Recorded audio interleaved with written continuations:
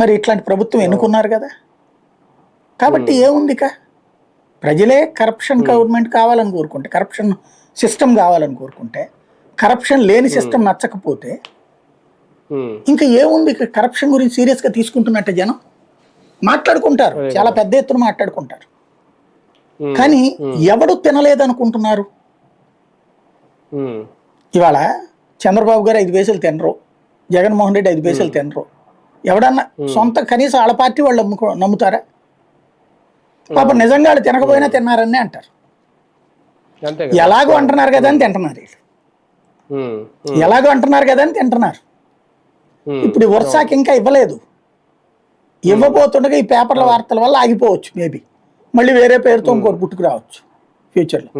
కానీ ఒకటిసారి ఇక్కడ బాబు గారికి నారా లోకేష్ గారికి తెలిసే జరుగుతున్నాయా ఇవన్నీ? తెలిసే జరుగుతాయా, లేదంటే కింది స్థాయిలో నాని గారు చెప్పినట్టు ఆ ఎంపీలో లేదంటే మంత్రుల్లో మేనేజ్ చేసేసి కొన్ని కంపెనీలు ఇలా సృష్టించేసి భూదోపిడీ ఏమైనా ప్లాన్ చేస్తున్నారు? నోట్లో ఏలు పెడితే కొరకలేకపోతుండే బాగానే ఉంటదండి. అంటే మరి నాని గారు లేఖ చూస్తే అలాగే తెలియనట్టు, బాబు గారికి తెలియనట్టు, లోకేష్ గారు తెలియనట్టు ఆయన లేఖ రాశారు ఏం చెప్తున్నట్టు, లేదంటే చిన్ని మీదకే వెళ్ళినట్టు చేశారు. మళ్ళీ లేకపోతే పార్టీ తనని టార్గెట్ చేస్తారు అనుకుని ఉంటాడు ఆయన. అంటే అంతే.